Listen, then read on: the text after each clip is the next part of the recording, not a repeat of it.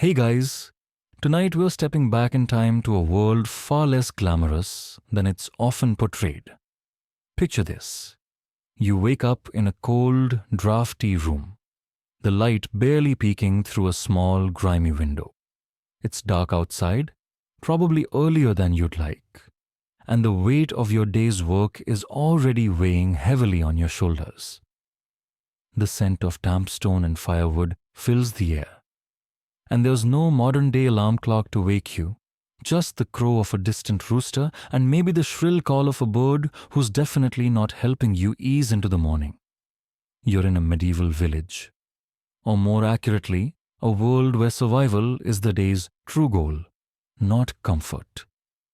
Every task you face is more about staying alive than convenience. No coffee to kickstart your day, and the bed you've just struggled out of? Well, that was probably made of straw and animal skins, if you were lucky. So, before you get comfortable, take a moment to like the video and subscribe. But only if you genuinely enjoy what I do here. I'd love to hear where you're watching from and what time it is there. Drop a comment letting me know, and we'll all relax into this journey together. Now, dim the lights, maybe turn on a fan for that soft background hum, and let's ease into tonight's journey together. You shuffle out of bed, already questioning your life choices. If only you knew what was coming. With no proper mattress, you had better be thankful that the floor's covered with some sort of straw or wool. Your back's already sore from last night's sleep, or lack of it. You're sore everywhere, honestly. And no matter how hard you try to stretch or roll your shoulders, there's no escaping the aches. Now, you might think mornings were easier back then. After all, people didn't have to deal with noisy traffic or the pressures of modern life.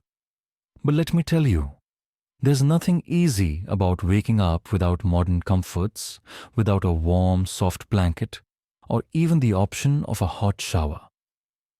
In medieval times, your bed, or rather the space where you slept, was often a cold slab of stone or wood, with a thin layer of straw at best. If you were lucky, you'd have a bit of wool to cover yourself, but it wasn't exactly ideal for a cozy, restful sleep. It's not just the bed that's an issue, though. It's the cold, the dampness, the lack of light. Because while we're lucky enough to wake up with sunlight flooding our rooms, medieval mornings were different. Most villages didn't have the luxury of candles or any other form of illumination.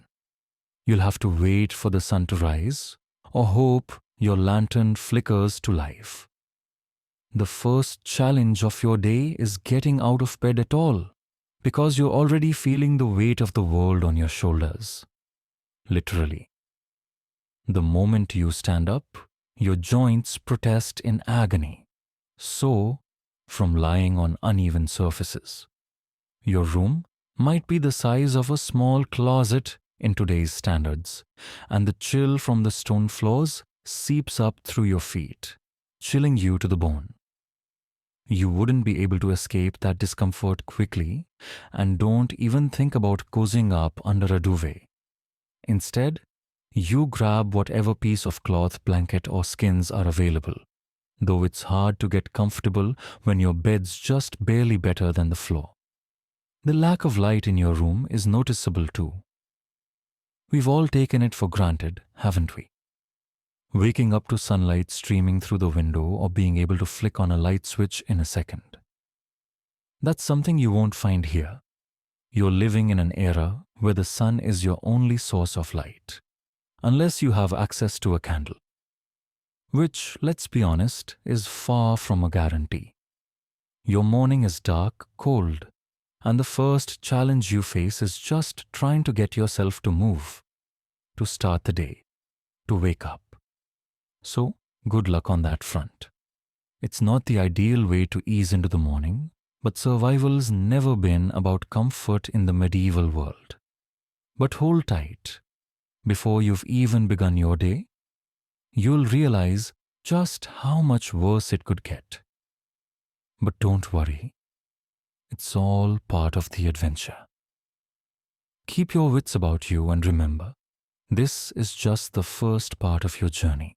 You finally dragged yourself out of bed and taken your first shivering steps toward what you'd call morning. The sun's barely in the sky, and you've got a few hours to wait until it's bright enough to do anything. Not that there's much to do anyway. No smart devices to distract you, no morning news to catch up on. Just the sound of a rooster's crow in the distance, which seems oddly judgmental given how badly you just want to lie back down. But you can't. That's not an option here. Now, you might be thinking, this all sounds rough. But here's the kicker. There's no snooze button on life in medieval times. Your body, if it can even work properly at this point, demands action. And to make things worse, the dawn light isn't going to help you get a move on. It's probably the middle of winter, and the room's chilly air is cutting through you like a knife. No heating system, no electric blanket. Just that stubborn chill that refuses to leave. You pull your rough woolen cloak tighter, wishing for just a bit more warmth from the morning. Of course, it's not all doom and gloom just yet. You're alive, and in a strange way, there's something comforting about the stillness, the lack of rush. You take a deep breath, but well, the air doesn't smell particularly pleasant. The fresh morning could really use some air fresheners, but that's not going to happen either. Instead, you're greeted by the faint scent of wet straw, something like damp leather, and a hint of, what's that? Is it cheese? Yep, that's definitely the smell of cheese, likely left out from yesterday's ration, which is now part of your breakfast. Historians still argue about what the average medieval breakfast looked like. Some say it was porridge, maybe some bread or cheese. But let's be real. Unless you were among the lucky few with access to luxuries, breakfast wasn't about starting the day off with energy. In fact, breakfast wasn't really a thing for most people. It was more about getting something into your stomach to survive the morning until the next meal. But you've got to eat, right? Maybe you've got some stale bread sitting around, or maybe you can scrape up a chunk of cheese. If you're feeling adventurous, there's probably a jug of watered-down beer nearby, the medieval version of your morning coffee. It's strange, really. The very idea of a morning drink isn't exactly a comforting, caffeinated ritual. For most people, it's all about whatever's available, and even that isn't guaranteed. Imagine trying to fill your stomach with something that doesn't even taste like a proper breakfast. You try to chew on the bread, but it's hard as a rock.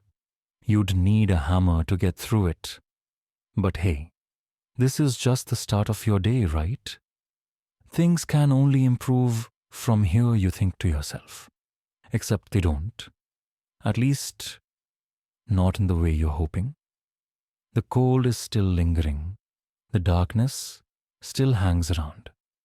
And that strange smell of cheese and wet wool is going to stick with you for a while. If only you could just skip ahead to the part where you're sitting by a nice fire with a cup of tea in hand, a cozy blanket around you. But no, you can't. You've got to live through this. And that's what medieval life was really like. Survival in its purest form. No modern luxuries to pamper you. No technology to make your life easier. You've got to work with what you've got. And what you've got is a very, very basic existence. But of course, we haven't even gotten to the real challenges yet. Breakfast might be over, but the real fun begins now. Now that you've managed to pull yourself together, barely, after your less than ideal breakfast, it's time to move on to the next challenge of the day. The absence of basic comforts we take for granted. The medieval world, much like your current situation, doesn't offer a hot shower to help wake you up. Instead, you're stuck with what the world had to offer at the time: a basin of cold water, maybe a little soap if you're lucky. But let's be real, even soap back then wasn't what we'd consider effective by modern standards. You splash some water on your face, and the chill of it is enough to wake you up, mostly out of shock. You don't have a mirror to check yourself out, so you have to rely on the faint reflection in the water. But let's face it, this isn't exactly the best way to assess your appearance. Instead of the clear, refreshing splash of a modern bathroom sink, you're stuck with a basin full of murky water. No filters, no fancy soaps, just what you've got. If you're really lucky, you can head over to the village's communal bathhouse, though there's a pretty good chance that it's either out of service or just plain disgusting. I mean, this isn't a luxury spa we're talking about. Bathing in medieval times wasn't the relaxing, rejuvenating experience we imagine it to be today. More often than not, it was a social affair, and by social, I mean crowded, awkward, and more than a little bit dirty. You don't want to think about what was floating around in that water, trust me. Historians still argue whether people back then were truly concerned with personal hygiene at all. On one hand, some scholars claim that medieval folk took pride in their cleanliness. Bathhouses were actually pretty common in cities after all. On the other hand, we know that medieval people didn't have deodorant or the concept of daily showers. So even the cleanest among them probably still reeked of body odor, sweat, and the lingering scent of horses. Plus, the whole idea of smelling good wasn't exactly the same as it is today. You were more likely to smell like, well, the earth, the fields, and whatever animals you kept. But back to your morning routine. You pull on your clothes for the day, and here's where things get really interesting. Or rather, really uncomfortable. Dressing for the day in the medieval world was an exercise in survival, not fashion. Forget about leggings and a hoodie. No cozy pants, no stretchy fabrics, no elastic waistbands to make life easier. Instead, you're facing a few layers of wool and leather that probably weigh more than your entire body. You start with a rough linen shirt. It's scratchy, stiff, and undoubtedly smells like last week's sweat. Because let's face it, you aren't exactly washing your clothes every day either. Over that, you pull on a woolen tunic. It's uncomfortable and a little too tight around the chest, but you have no choice. This is the armor of the common person, and it's got to serve you well as you head into the day's grueling work. If you're lucky, maybe you have some simple boots to protect your feet, but they'll only last so long before they start falling apart. Underneath all that, you're probably sporting a pair of trousers that are more like sacks of fabric than anything designed for comfort or mobility. If you're a peasant, forget any notion of high fashion. You're likely wearing whatever fabric you could scrape together. Most likely scraps of old clothes or hand-me-downs, made from the cheapest materials available. Now, as you finish putting on your ensemble for the day, you glance around. If you were a member of the upper class, you'd have someone who helped you get dressed, servants to tend to your every need, perhaps a finer set of clothes. But for the most part, you're on your own. Even nobles didn't get to dress without some measure of discomfort. The fabric was often thick and heavy, particularly in the colder months. You're doing your best just to get your layers in place without causing yourself of too much pain. Remember that wool? It's not soft like the blankets we have today. It's scratchy, irritating, and prone to itching in places you'd rather not talk about. This is the harsh reality of medieval life. Every step you take, from getting out of bed to getting dressed, is another hurdle you have to overcome. It's a world where luxury doesn't exist and comfort is an afterthought. You're about to face a day that will demand everything from you, and every part of your body is already aching in preparation. But just when you think things can't get any worse, there's still one more thing to think about: the world outside. But for now, let's focus on what awaits you in your humble abode as you gather your strength and prepare to face the real challenge ahead. Now that you've somehow managed to drag yourself out of your uncomfortable bed, shiver through the morning routine, and struggle into your woolen armor for the day, it's time to face the reality of life in medieval times. Something that we today would find, let's call it, challenging. It's not just the clothes or the cold that make life tough. It's the lack of modern amenities. There's one thing that's impossible to escape: the absence of plumbing.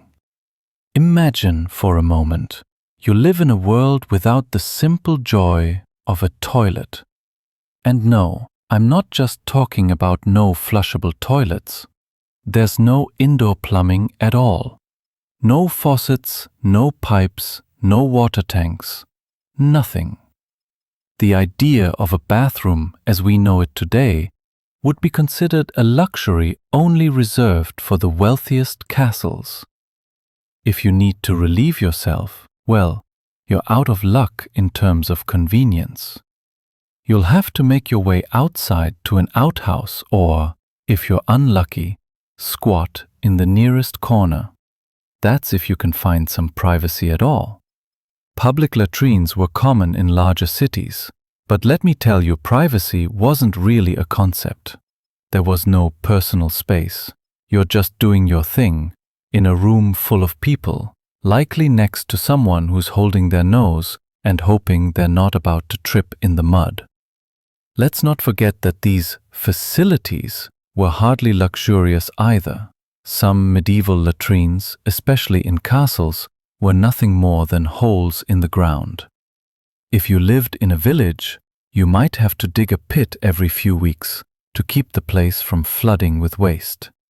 No plumbing meant everything was much more basic, much more inconvenient. But the lack of plumbing didn't stop at toilets. Water itself was a daily challenge. You didn't have an easy faucet to turn on whenever you wanted a drink, a bath, or to wash your hands, which you didn't do often, as we've already established. You had to go out to a well or a nearby stream, hauling water in buckets that weighed more than your entire body. Historians still argue whether this complete absence of indoor plumbing made medieval life more miserable or just different. Some argue that it made everyone more connected to nature, in a way. Others say that the constant struggle for clean water was one of the biggest hardships people faced, especially when you think about how diseases spread. It wasn't just poor hygiene that kept the masses unhealthy. It was the lack of any kind of modern sanitation. With no way to properly dispose of waste or purify water, everything from the air you breathe to the water you drink could carry disease. There's a reason why medieval populations didn't exactly live long, and it wasn't just because of war or famine. But now, let's move on to a more personal struggle, something that's a bit closer to home. It's about getting through the rest of your day without turning into a giant ball of stress. You see, once you've got the basics covered, breakfast, getting dressed, surviving the lack of plumbing, there's still one thing you need to worry about: your job. And no, I'm not talking about working in an office or scrolling through emails. Medieval jobs were far more taxing, and there wasn't much room for slacking off. You're likely a peasant, which means you're working from dawn till dusk in the fields, with little hope of earning anything beyond your basic survival needs. You'll be tending crops, dealing with animals, and maintaining your tiny piece of land. Your day isn't about creating or producing for joy or profit, it's about surviving. And that means you've got to get your hands dirty, even when it's freezing outside. If you're lucky, you might be able to grow some grain or raise a few chickens, but most of your time will be spent working the soil, sowing seeds, and praying that the weather cooperates. No crop insurance, no government aid to help if the harvest fails, just hard work with the constant fear of a bad harvest hanging over you. If you think this sounds exhausting, it's because it is. And remember, this isn't a 9-to-5 job. There's no clocking out, no weekends off. Your day stretches long with every minute dedicated to work, survival, and not much else. The work is grueling, and even if you have a small plot of land, you're barely scraping by.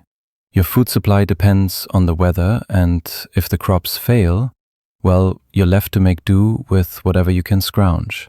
It's a constant cycle of hope and fear, labor and exhaustion. Historians still argue about how much free time medieval peasants actually had. Some say that peasants worked constantly without a moment's rest, while others suggest that the agricultural calendar did give them time to rest between planting and harvest seasons. But the reality is clear. No matter how much free time you had, it wasn't a life of luxury. Your day was long, hard, and full of sweat. And that's if you're lucky enough to have a plot of land at all. If not, your life will be even tougher. Once the sun's fully risen, you'll be working hard in the fields, sweating through your layers of wool, battling the cold and hoping for good weather. That's your day now. There's no escape. And once again, that's just the beginning of your medieval experience. The rest of the world is out there waiting for you to confront it. But before we get into that, let's take a moment to appreciate the very basics that your day will revolve around. Simple survival. All right, now you've survived the morning grind, navigated the lack of plumbing, and managed to wrestle your way into the world of medieval work. But as you trudge your way into the day's responsibilities, you'll soon realize that your problems have only just begun. If you think the struggle ends once you've left the house, think again. Because now you're stepping into the harsh world of medieval labor. Life in the medieval countryside was, frankly, about surviving more than thriving. If you were a peasant, your daily existence revolved around one thing: working the land. Forget the idea of leisurely afternoons in a hammock with a book and a chilled drink. Your entire day was about getting enough food to survive, and that meant working from dawn till dusk. The hours were long, the tasks were repetitive, and if you managed to get through the day without injury, exhaustion, or a crop failure, well, that was a small miracle. To begin with, you've got to tend to the crops. We're talking about basic crops: barley, wheat, oats, maybe some vegetables. Nothing fancy, nothing glamorous. It's all about getting your hands dirty, literally. No tractors or modern equipment to make things easier. Just a plow, a couple of oxen, if you're lucky, and your own 2 hands. You spend hours in the field, sowing seeds, keeping an eye out for pests, and hoping the weather is kind. And don't get too comfortable, because in the medieval world, weather could be your worst enemy. A harsh winter or a late frost could destroy everything you've worked for in a heartbeat. Now, even if you were among the rare lucky peasants who owned a few animals, such as a cow or a few sheep, your workday was hardly any easier.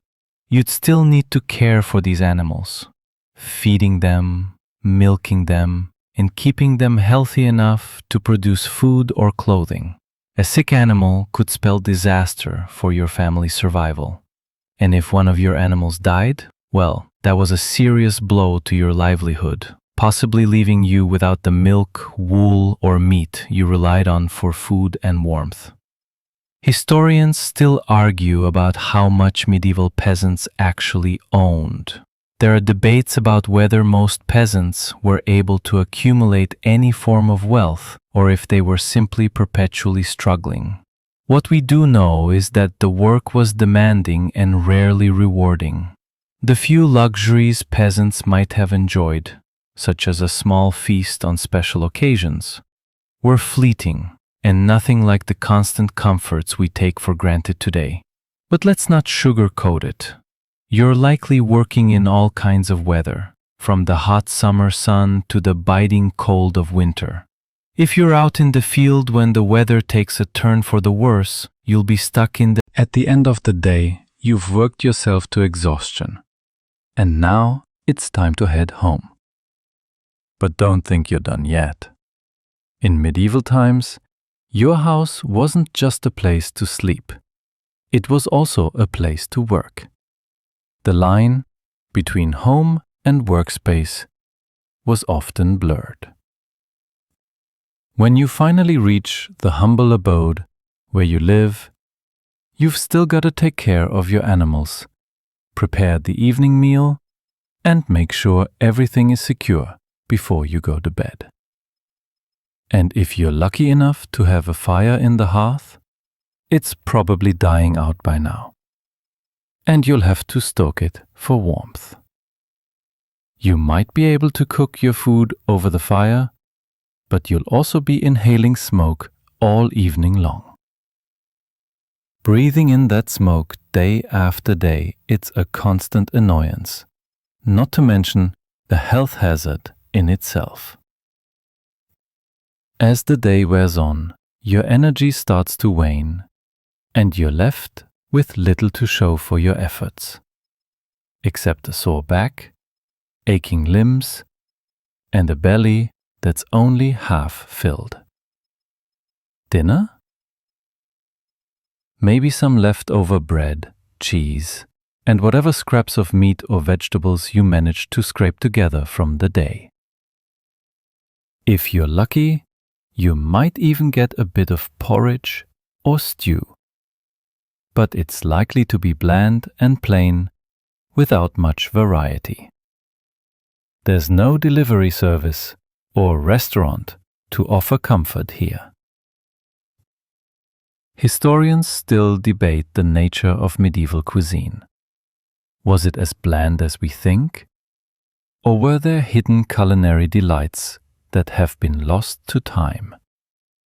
Some argue that peasants, despite their hardships, found ways to make their meals as tasty as possible, while others suggest that medieval food was almost always unappetizing, a necessity to keep the body going rather than something to enjoy. Either way, it wasn't exactly a gourmet experience. Now, after the grueling workday is done, your body is aching, your stomach is still not fully satisfied, and there's only one thing left to do: go to bed. But not before you light a candle, maybe, and prepare for another restless night. After all, you've got to do it all over again tomorrow. Now, here's where it gets interesting, or perhaps more accurately, downright uncomfortable. You've spent the day working in the fields, tending to animals, and trudging through the muck and mire of medieval life. Your muscles ache, your stomach isn't quite full, and the fire you've stoked in the hearth is already dimming, making you wish you had a nice modern electric heater to plug in. But alas, that's not the world you live in. The day is winding down, and you think, At least it's time to relax, right? Wrong. The medieval world is anything but relaxing, even when the workday is over. Sure, you're heading back to your home, but your home is likely more of a hut than anything else. Maybe it's made of stone, if you're one of the luckier ones. Or, more likely, it's a wattle and daub structure, mud and sticks, often drafty and cold. It's not much of a sanctuary, and it's definitely not the warm, cozy living room you might imagine. At this point, you'd probably be expecting a nice, peaceful evening, right? A bit of downtime to rest your weary bones? Unfortunately, that's not going to happen. The medieval world wasn't exactly a place for comfort.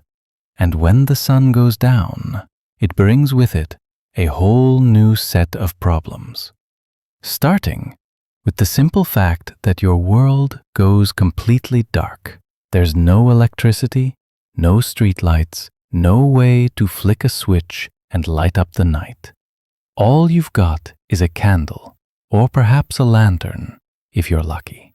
If you're a wealthy noble, you might have a few oil lamps to brighten things up. But if you're a commoner, a single candle is your only source of light. And once that candle burns out, well, you're on your own in the dark. Historians still argue whether the lack of light had a psychological toll on people in medieval times. Some suggest that the darkness forced communities to go to sleep earlier, giving them more rest, while others argue that the lack of light created a sense of fear. After all, what could be lurking in the darkness? Bandits? Wild animals? Or worse, nightmarish creatures conjured by the superstitions of the time. But let's focus on your evening routine. With no real light to speak of, you likely spend your evening huddled around the fire, trying to stay warm as much as you can. A fire is not just a source of warmth, it's your main form of light too. And without it, the darkness feels oppressive. You sit on the rough-hewn wooden bench, maybe trying to repair a worn-out piece of clothing, or tending to the last scraps of food from the day. You might be lucky enough to enjoy some entertainment, though this is a stretch. For most people, medieval entertainment didn't involve Netflix or anything remotely modern. Instead, it was a community affair with storytelling, music, or even just sharing gossip around the fire. The local bard, if you had one, might play a lute, and people would sing songs or recount the day's events, though probably with less finesse than we'd expect from our modern entertainment.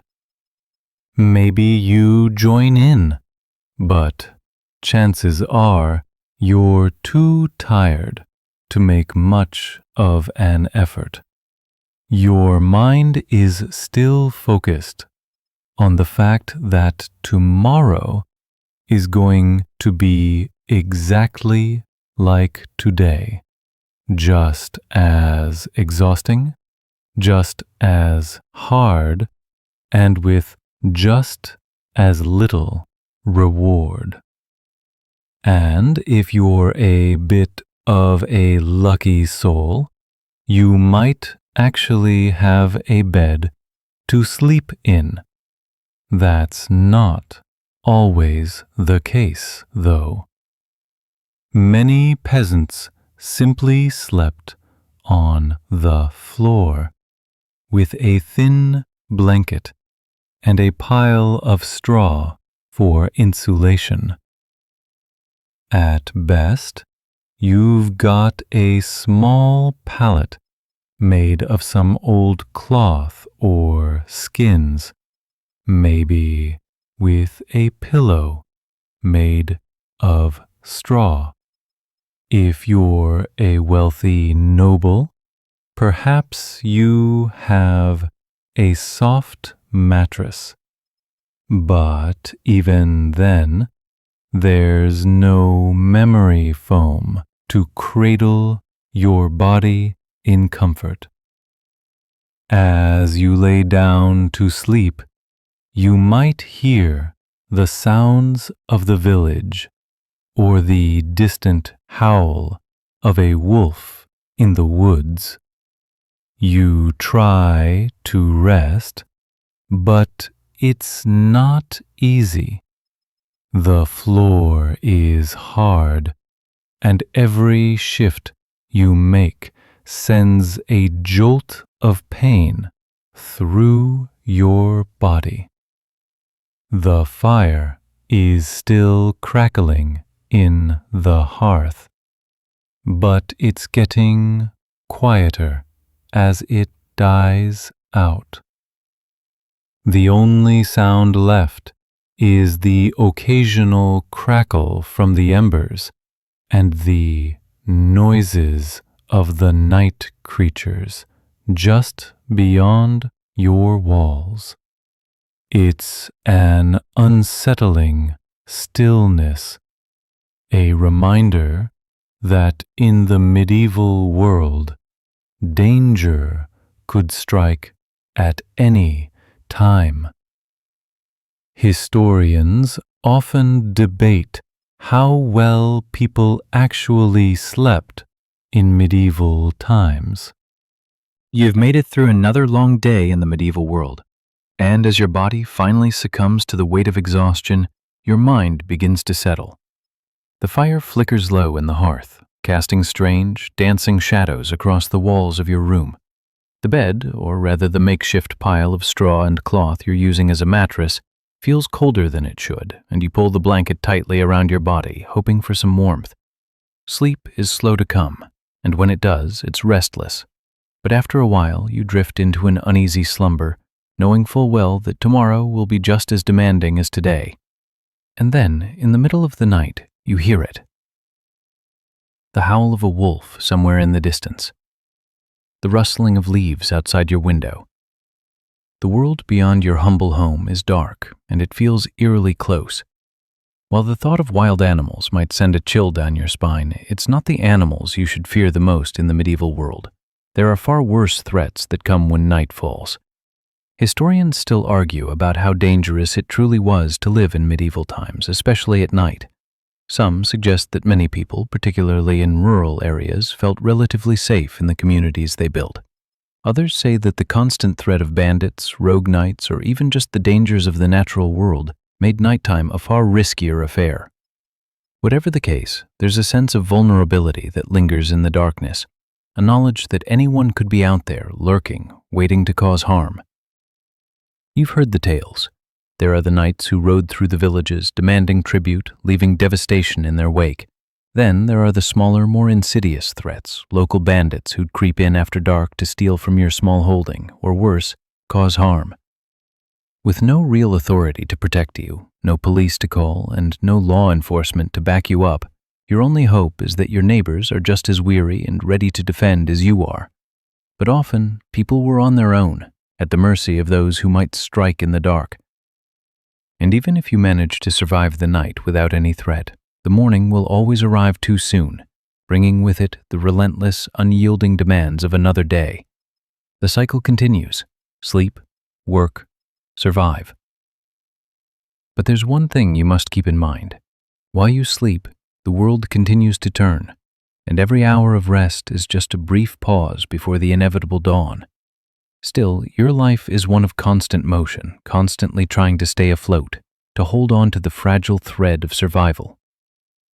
The medieval world wasn't a place for peace of mind. Your best hope was to find moments of quiet, even if those moments were fleeting, even if they were filled with the discomfort of cold, rough bedding and the knowledge that another hard day would follow. And as the morning light starts to break through the gloom, you realize that the same unrelenting pace will start again, farming, feeding the animals, worrying about the harvest. No rest for the weary, and no reprieve for those living in the hearts of the medieval world. Survival is a constant task, and no matter how long you sleep, there's always work to be done.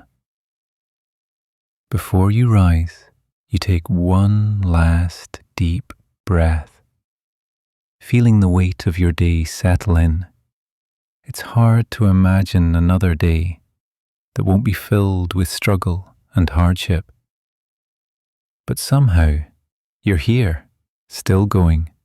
Another day, another chance to fight for survival, another chance to get through it all. As the sun rises and the first rays of light crawl over the horizon, you know that your brief rest is over. The warmth of the fire from the night before is long gone, and the chill of the morning creeps in once again. You stretch, if your body allows it, but every motion is a reminder that the day ahead will be filled with just as much toil and hardship as yesterday. The thought of facing the same relentless routine, tending to crops, caring for animals, braving the weather, feels like a weight pressing on your chest. But there's no choice but to get up. The world around you won't wait, and survival requires action. You may not want to leave your bed, but the reality is that your life isn't designed for comfort. If you're lucky, you've managed to scrounge a quick breakfast, maybe a bit of stale bread, some cheese, or a handful of dried herbs. But you don't have the luxury of leisurely eating breakfast. You're already thinking about the day's work ahead. As you step out into the morning air, the world is still quiet, save for the distant hum of activity from your fellow villagers. It's early, but the land demands attention, and the harvest won't wait for you to get comfortable. You take a deep breath, feeling the weight of the cold on your skin, and realize just how precious this quiet moment is. But it's fleeting, because soon you'll be engulfed in the noise of the day, the clanking of tools, the rustling of animals, the cries of other workers all around you. You gather your tools, possibly an old, worn plough or a sickle that's seen better days, and head toward the fields. There's no time for fancy equipment or machinery in this world. Instead, you make do with what you've got, your body, your hands, and the earth beneath your feet. The soil is cold, damp from the morning dew, and the ground feels stubborn, like it's resisting your every attempt to dig into it. It's a battle that's been fought by generations of peasants before you, and one that will continue long after you're gone. Every seed planted is a hope that the harvest will come, but there are no guarantees. If the weather turns harsh, or if disease strikes, all that work could be for nothing. The fear of a failed harvest always lingers in the back of your mind. You can never afford to rest, to stop working, because the consequences of failure are too dire. The land is unforgiving, and no matter how much you wish for a better life, this is your reality. Every day is about putting one foot in front of the other, even when it feels like you're stuck in place. It's not a life of luxury or ease, but it's a life of resilience. You've got to have grit. And while your back aches and your hands are blistered, there's no time to dwell on discomfort. There's a whole day's work ahead of you. And no matter how tired you are, you push through. There's something deeply ingrained in this medieval way of life. The understanding that no matter how hard you work, you're always one mistake or misfortune away from losing it all. Your survival is built on a delicate balance, and it takes everything you've got to keep that balance intact. Historians still debate how people in the medieval period were able to endure this constant cycle of labor, hardship, and uncertainty. Some believe that the sheer force of community kept people going, that the shared struggle for survival created a bond that made life more bearable. Others argue that the medieval world was so brutal that it hardened people to the point where they were simply used to suffering. The truth likely lies somewhere in between. Survival depended as much on the strength of community and family as it did on individual endurance. But for you, there's no time to think about history's big questions. You've got to work, and that's all that matters. As you trudge through the fields, the weight of your tasks pressing down on your shoulders, you realize that your world is defined by these simple, repetitive actions. Work, eat, sleep, repeat. And yet, somehow, despite the overwhelming sense of struggle, there's a kind of beauty in it. Beauty in the rhythm of the day, in the slow but steady progress of your labor, in the brief moments of connection with the people around you. The medieval world might seem harsh and unyielding, but it's also a world built on resilience. And as you continue your work, you know that the cycle will start again tomorrow, just as it always has. And that's what keeps you going. The understanding that no matter how hard life may be, it's still worth living. Tomorrow is another chance to keep pushing forward, to survive, and maybe, just maybe, to find some peace in the process. The sun climbs higher in the sky, and you've been at work for hours now. Hours that feel like a blur of constant effort and exhaustion. Your back aches from the endless bending and lifting. Your hands are raw from gripping tools that are worn down from years of use. Every step you take feels like it's sinking into the heavy, unforgiving soil. The land you tend to today is the same land you've worked for years, yet each year it seems just as stubborn, as unwilling to give up its rewards. But the work continues, because what choice do you have? It's not just the physical toll of working the fields, though. There's an emotional weight to it too. Every year you plant, you hope, but there's always that nagging fear in the back of your mind.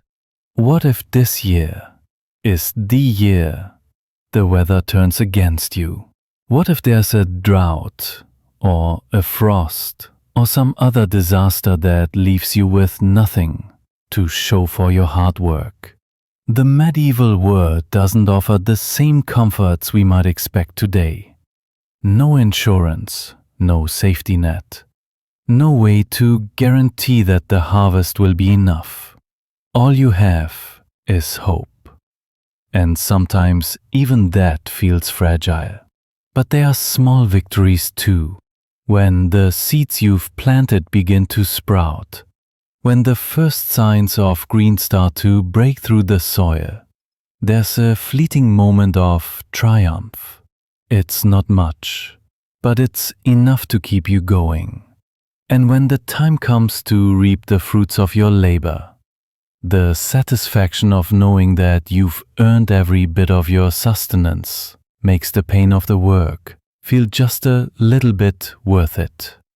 Still, even in these moments of triumph, the work never truly ends. The cycle continues. You harvest, you sow again, and the never-ending rhythm of life goes on. When you stop to think about it, it's hard to imagine a life without this constant routine. But the truth is, there's no time for reflection in the medieval world. Reflection doesn't fill your belly or keep you warm when the winter winds start howling. Reflection won't repair your clothes or provide a roof over your head. The only thing that matters is the work. And you have no choice but to push forward, And if you do find a moment to rest, it's usually fleeting. Perhaps you sit down for a brief meal, eating whatever food you can scrounge together. The bread might be stale, and the meat might be nothing more than scraps. But it's food. And for now, that's all that matters. Your fellow workers sit with you, and for a brief moment, there's a sense of camaraderie in the shared struggle. You are not alone in this, but that sense of community doesn't make the work any easier. The harsh reality is that for most medieval people, work wasn't a choice, it was a necessity. If you were lucky enough to be born into wealth or nobility, your life would look vastly different.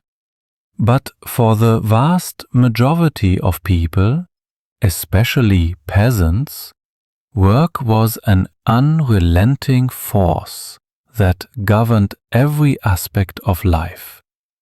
Your entire existence revolved around labor, working the land, caring for animals, building shelter, gathering firewood, and doing everything you could just to survive. Historians still argue about how much of medieval society was determined by social class. Some believe that the rigid class system left little room for mobility, making life a constant struggle for the lower classes. Others suggest that there was more fluidity in medieval society, with people able to move between different roles based on circumstances or opportunity. But no matter where you fall in that debate, one thing is clear. For most medieval peasants, survival was the ultimate goal, and everything else was secondary. And so, as the sun begins to dip below the horizon and your workday starts to wind down, you feel that familiar exhaustion settle in. The day's tasks are far from over, but they'll have to wait. For now, you can take a brief moment to sit, catch your breath, and maybe, just maybe, enjoy a few minutes of rest before you start the evening routine. It's a small relief, but it's a relief nonetheless. The world is still hard, and the work will never end. But in this moment, you allow yourself to pause. It's fleeting, but sometimes in the midst of the endless struggle, it's those small moments of respite that carry you through. The evening has come, and while the physical labor of the day might be winding down, the mental load hasn't lightened one bit. As the sun dips below the horizon, casting a soft golden light over the fields you've just finished working, you're left with the heavy reality of the medieval world. No matter how much you work, how much you sweat, there's always more to be done, and the weight of that truth is inescapable. But for now, the tasks are mostly over, and the chill of the evening air begins to settle in around you. You make your way back to your home, or what you call your home, and find yourself mentally preparing for the evening routine. There's no such thing as unwinding in the modern sense. No television to distract you, no radio or podcasts to occupy your mind, no warm bath to relax your sore muscles. Instead, you're left with the quiet of the evening, the cold air, and the inevitable chores that await. Your home is likely no larger than a small hut, with walls made of wattle and daub, a mixture of mud, sticks, and straw. The thatched roof might leak, and the walls are thin, offering little protection from the chill of the night. It's basic, it's humble, and it's all you have. If you're lucky, there's a fire still crackling in the hearth, but it's probably dying down by now, and you'll need to tend to it. Wood is precious. Every log, every twig that you can find will be carefully rationed. You can't afford to waste anything, and the fire is your only source of heat, light, and warmth for the evening. As you stoke the flames, the glow casts long shadows across the room, the only illumination in your small, dimly lit space. The warmth of the fire is fleeting, though, and soon it too will fade. The coldness of the night will creep in again. Your bed, a pile of straw and a thin woolen blanket, offers little in the way of comfort, but it's all you can manage. You know that the moment you lie down, your body will ache from the day's labor. Every muscle, every joint will protest, but you'll sleep anyway. It's not restful sleep, not the kind you might hope for. Instead, it's the kind of sleep that's driven by exhaustion, the kind that comes not from a sense of peace or comfort, but from the simple need to rest, to recharge just enough to do it all again tomorrow. If you're lucky, maybe there will be a meal waiting for you tonight, maybe some porridge, some bread, a bit of leftover cheese or dried meat. It's nothing extravagant, nothing that would be considered special. But in this world, it's sustenance. It's fuel for another day of labor, and that's what it's all about. Eating isn't a leisurely affair. It's not you sit down to your meal, surrounded by the quiet sounds of the evening, the crackling of the fire, the occasional sounds of animals outside, the distant voices of your neighbors. All of these form the backdrop to your evening. There's a strange comfort in the stillness, in the familiarity of the routine. It's a simple life, but it's yours, and for now, it's enough. Historians still debate whether medieval people had moments of true relaxation, or if every hour was filled with toil and hardship. Some argue that people found solace in their faith or in community, that the bonds of family and village life provided a sense of peace amid the chaos. Others suggest that the constant struggle for survival left little room for true leisure, and that life was an endless series of chores and work. The truth probably lies somewhere in between. There were certainly moments of rest, of connection, but they were rare and fleeting, overshadowed by the ever-present demands of survival. As the evening continues, you finish your meal and begin to prepare for sleep. You wash your hands in the cold water from the nearby basin, but it's a mere splash, nothing more. You're not concerned with the luxuries of cleanliness. That's not what matters. What matters is that you have enough warmth to make it through the night, enough food to keep going, and the knowledge that tomorrow you'll do it all over again. And so you lie down.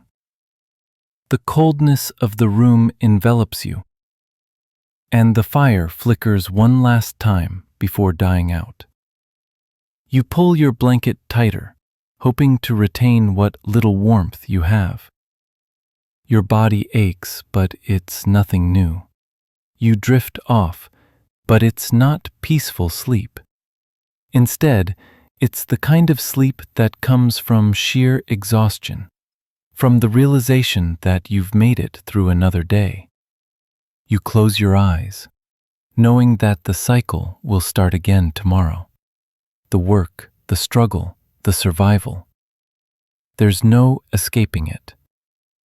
But for now, you rest.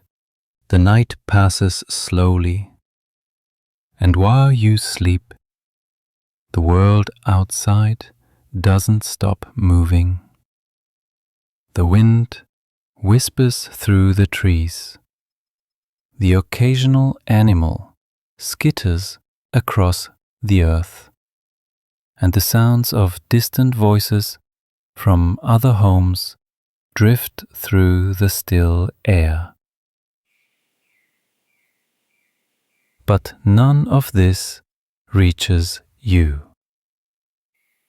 Not while you're buried beneath your threadbare blanket, curled up on your makeshift bed of straw.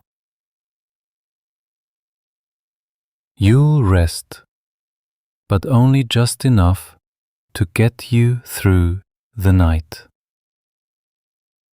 When you awake, your body will be stiff and sore. The cold will still be biting, and the fire in the hearth will have long since gone out. The first light of dawn creeps in through the cracks in the walls, and you can already feel the chill in the air. There's no snooze button on medieval life. Your body is already telling you it's time to get up. The cold makes it harder to move, but you've done this 1,000 times before. You stretch, your muscles groaning in protest, and you slowly sit up, wincing as your joints crack and your bones complain about the day ahead. A glance around tells you everything you need to know. Nothing has changed. Your hut is still small, still dim, and still cold. You stand up, feeling the weight of yesterday's work already on your shoulders. But it's not just the physical exhaustion. It's the mental load too. The same worries from the day before still linger. Will the harvest be good? Will the animals stay healthy? Will the weather cooperate? But most of all, the thought that haunts you is the nagging reality that none of this is guaranteed. The crops might fail. The animals might get sick. And if that happens, what will you do? It's the constant gnawing fear of what comes after the work, when you've done everything right and yet the world turns against you. Historians still argue about how much medieval people lived in fear of failure, or whether they had a greater sense of security in their communities. Some believe that the sense of constant peril shaped every decision. Your body moves on autopilot as you tend to the animals, each task as familiar as the last. There's a kind of rhythm to it, a constant cycle that you've become used to over the years. But even in this routine, there's a nagging awareness that something could go wrong. A cow could fall ill, a chicken could be taken by a fox, and just like that, the balance is upset. This constant uncertainty is part of medieval life, a reminder that survival is never guaranteed, even when you do everything right. Once the animals are fed and tended to, it's time to turn your attention to the fields. It's a hard task, and you're already feeling the strain from the work you did yesterday. The soil is still damp from the morning dew, and every step you take sinks into the earth with a heavy thud. You bend low, preparing to start your planting, weeding, or whatever else is needed. It's hard work, and there's no room for mistakes. Every decision you make, where to plant, when to water, how to keep the pests away, could determine whether or not you survive the coming month. The weight of that responsibility is always on your mind. As you toil under the early morning sun, sweat trickles down your brow. But it's not just physical exhaustion that weighs on you. It's the fear of what might happen tomorrow, next week, next month. You don't have the luxury of planning too far ahead. Survival in medieval times means making it through today. That's the best you can hope for. And yet, despite the fear, despite the overwhelming sense of uncertainty, there's still a strange sense of pride in what you do. You are part of something larger than yourself, part of a system that has been in place for centuries. The work you do is essential, and without it, nothing else would exist. The entire medieval world, from the grandest castle to the humblest peasant hut, is built on the labor of people like you, working the land and ensuring that life can continue.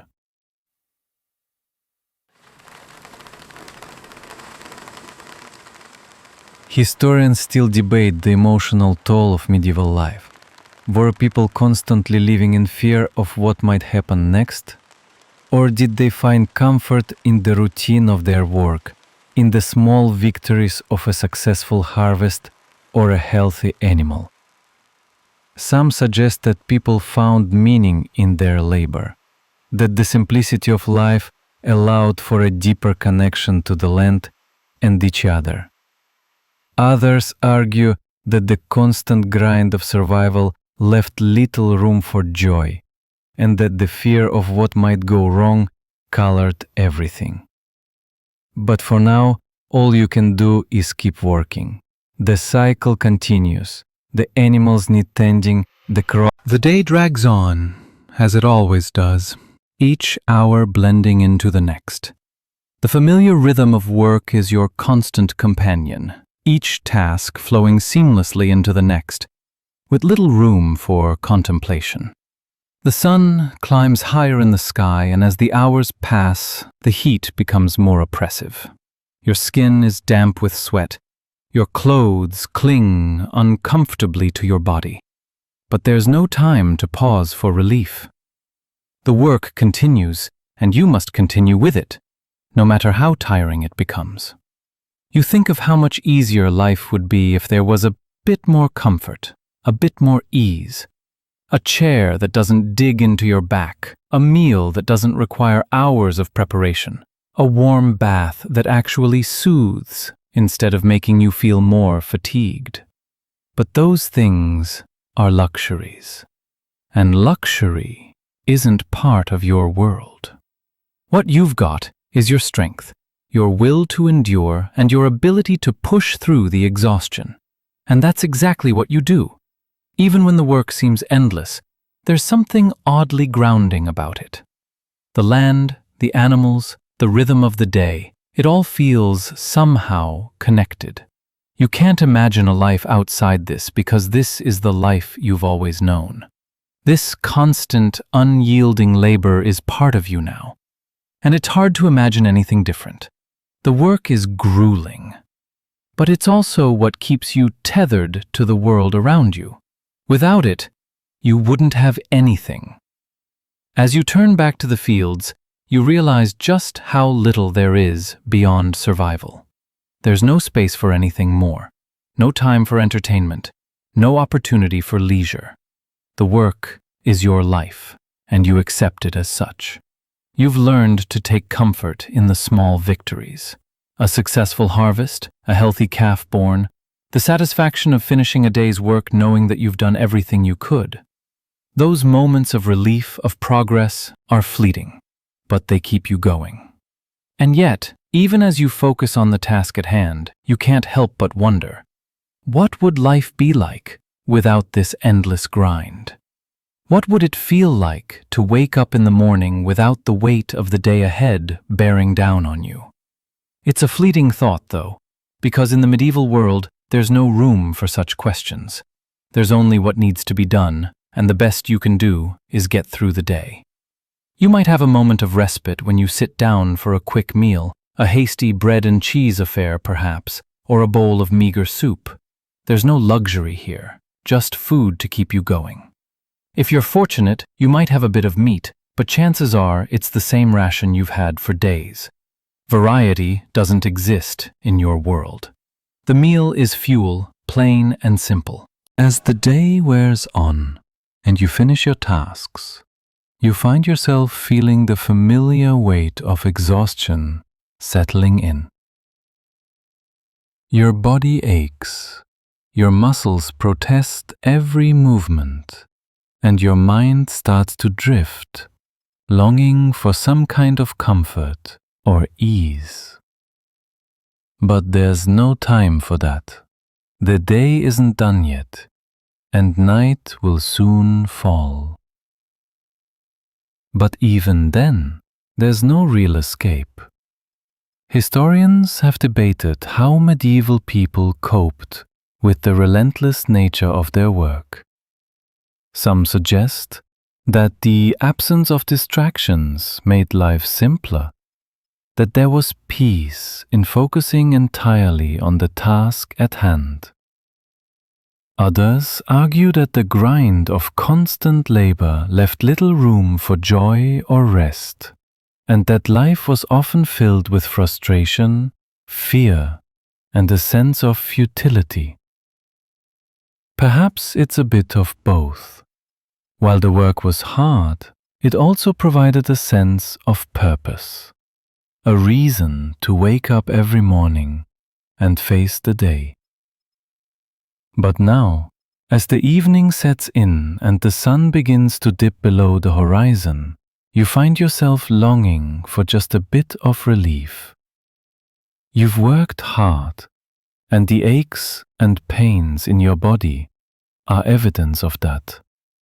Yet there's no real escape, because tomorrow the cycle will begin again. The grind continues with no end in sight. The medieval world doesn't offer respite, and your day, your life, is defined by the work that never stops. And so, you make your way back to your small home, knowing that it's time to prepare for the evening. The fire needs stoking again, the animals need securing, and there's the ever-present need to gather whatever little food you can for the night.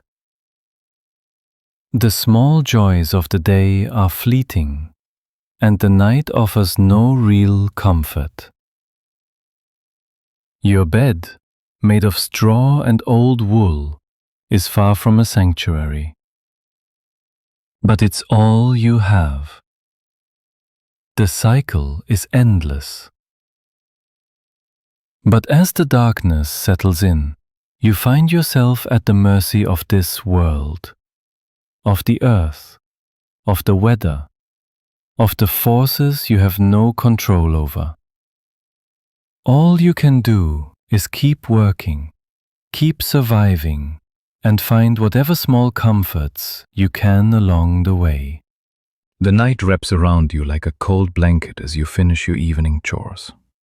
The stars are barely visible through the heavy clouds, and the air is damp with the chill of impending nightfall. As you sit by the dying embers of your fire, the quiet of the evening presses in. There's a soft crackling from the hearth, but other than that, it's almost eerily silent. The animals are settled for the night, and the village is winding down.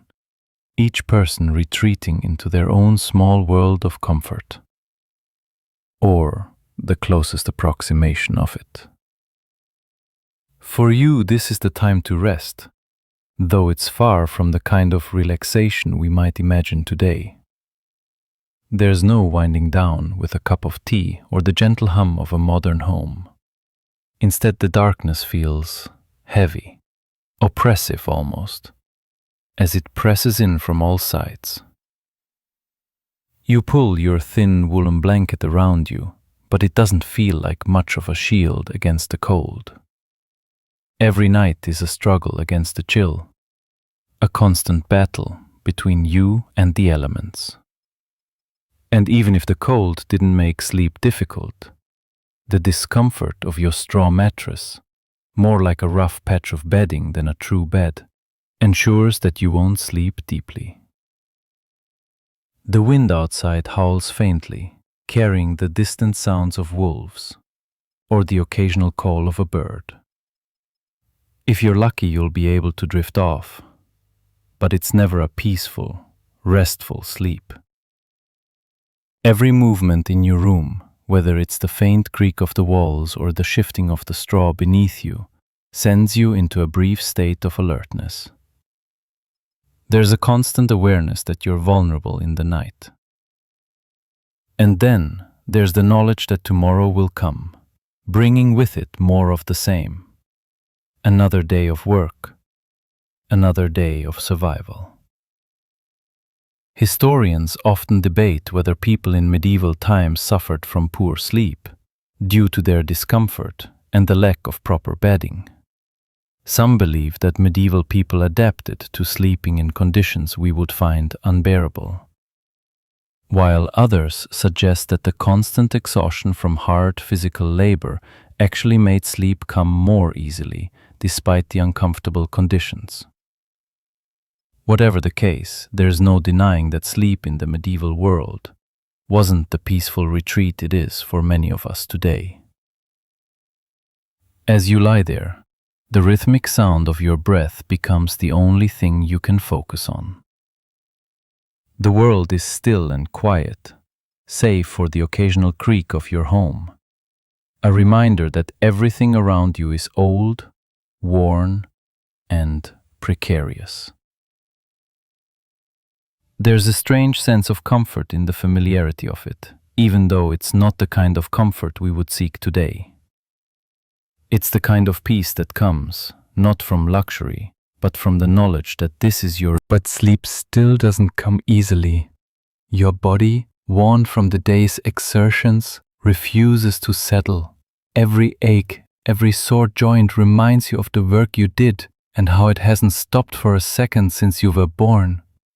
The world outside is dark, and inside you are cocooned in that dimly lit space of your own creation. The coldness creeps into your bones, but you pull the blanket tighter and try to ignore it. You are alone in your small room, but that loneliness is familiar, just as much a part of your world as the work that fills your days. And then there's the fear. Fear not just of the unknown dangers that lurk in the dark, but also of the life that waits for you when the sun rises. The fear of what tomorrow will bring, the same tasks, the same risks. There's little change from day to day, only the promise of more work, more survival, and perhaps, just perhaps, some small comfort in the form of a good harvest, a healthy crop, or a peaceful night's sleep. But even those are fleeting. Tomorrow will come, just like today did. The morning will come too early, and you'll find yourself pulling your tired body out of bed, back into the same old routine. The only thing that changes is the time, the calendar dates turning, but the life itself remains steadfastly the same. The work never ends. And yet, despite the monotony, there's an odd sort of peace in it all. The work is hard, the life is difficult, but it's your life. It's the life you know. There's comfort in the predictability, even if it's hard to imagine how anyone could find peace in such a life. But somehow, you do. You find comfort in the certainty of the struggle, in knowing that you will do everything you can to survive. It's not a life of luxury, it's not a life of leisure, but it's a life that has survived for centuries. And in that survival, there is a quiet pride. As the night stretches on, your thoughts begin to settle into the familiar patterns of exhaustion. You feel your eyelids growing heavy, the rhythm of your breath slow and steady as the fire sputters out in the hearth. The warmth is now just a memory, and the cold is creeping in once again. Your body aches with the day's labor, but there's something oddly soothing about it. The aches, the discomfort, the constant struggle, it's all part of this life. And perhaps, just perhaps, it's the only way to truly live. Historians still debate whether medieval people ever found peace in their daily toil, or if their lives were one long, never-ending fight for survival. Some suggest that the regularity of farm life provided a steady rhythm, giving people something to focus on, a purpose that kept them grounded in the face of hardship. Others argue that the constant pressure of maintaining one's livelihood in a harsh world left little room for rest or enjoyment. But for you, as the cold night settles around you, all you can do is close your eyes and embrace the quiet solitude, however fleeting it might be. The world outside is silent now, the animals settled in their pens, the sounds of the village dimming as everyone retreats for the night. You are left with only your thoughts, the flickering remnants of the fire, and the slow, inevitable march toward another day. It's in these moments, when the world is still and the only sound is the rustling of the straw beneath you, that the weight of medieval life really hits home. It's a life built on survival, yes, but also on perseverance. In this moment, you can feel the depth of that perseverance. Your family has lived like this for generations, working the land, facing the elements, and enduring the ever-present uncertainty of whether they will make it through another season. You've done your part as they did before you, and you'll do your part again tomorrow. There's no glory in it, no fanfare, but that doesn't diminish the strength it takes to keep going. This is the life you know, the life you'll keep living. And in some way, that consistency is comforting. It's what allows you to sleep despite the discomfort. And as you lie there in the darkness, your body finally starting to relax, you begin to realize that this life, though difficult and demanding, is still yours. You're connected to something larger than yourself, to a history that stretches back centuries. The work may never end, and the hardship may never fully dissipate, but there's a strange comfort in knowing that you are part of something that has endured through time. Your eyelids flutter closed, the sleep you've been longing for, finally coming to you in slow, hesitant waves. It's not restful sleep, not the kind we dream of today, but it's sleep all the same. The kind of sleep that comes only after a hard day's work, the kind that is earned and necessary for survival. And as you drift off into the darkness, you know that tomorrow will come, and with it, another day of labor, another chance to survive. But for now, you sleep, and in this brief moment of rest, the world outside your humble home ceases to matter.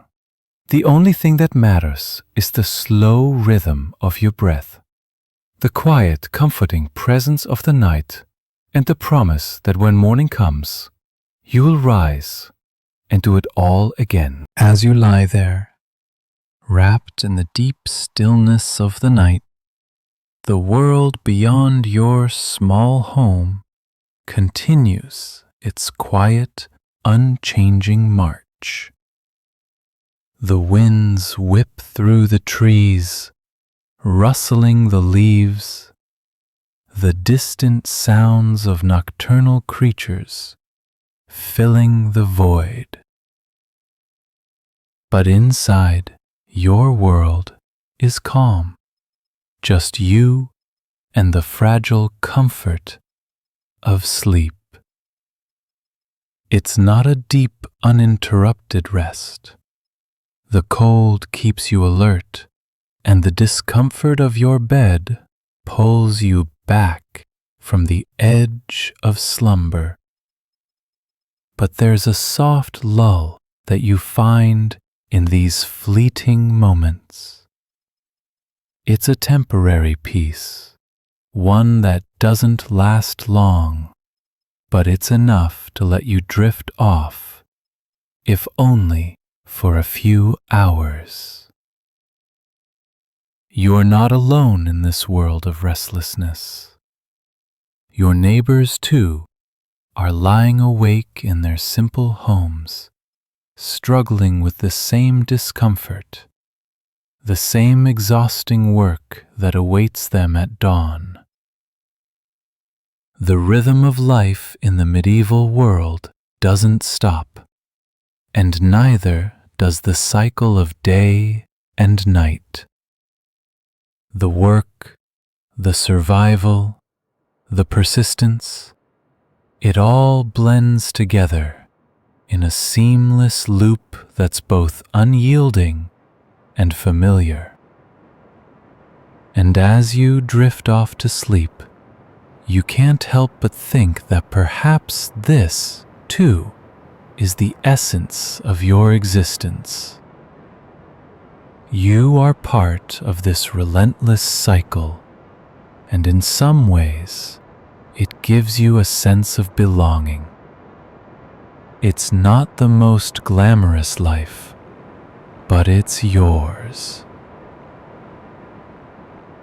As the hours pass, sleep comes in fits and starts, broken by the occasional sounds from outside or the awareness of the cold air creeping into your bones. It's not restful sleep, but it's enough, just enough to make it through the night. And then, inevitably, the first light of the morning breaks through the cracks in your walls. It's time. The cycle is about to begin again. With the first light comes the knowledge that you'll face the same struggles as the day before. The relentless work of farming, tending animals, preparing food, enduring the harsh realities of your world. But there's something almost comforting in this repetition. There's no room for uncertainty here, only the certainty of survival, of doing whatever it takes to make it through. As you stir, the familiar ache in your body reminds you of yesterday's toil. But you push through. You've been doing this your entire life, and it's what you know. The world outside your home feels colder now, more real. And as you rise from your bed of straw, you prepare to face another day. The fire once more will need stoking. The animals will need feeding. The earth will need tending. And through it all, you'll continue the work that has sustained you, your family, and your community for generations. Historians have long wondered how people in medieval times managed to find meaning in such a demanding and unrelenting life. Was it the satisfaction of providing for their families, of knowing that they had done their part to keep the world turning? Or was it simply the sheer necessity of survival, the refusal to give up, even when the odds were stacked against them? In the end, perhaps it doesn't matter. The fact is, you survived. The world, with all its harshness and hardship, hasn't broken you yet. And as you make your way into the new day, there's a strange, quiet pride in knowing that you're part of this world of labor, of struggle, of endurance.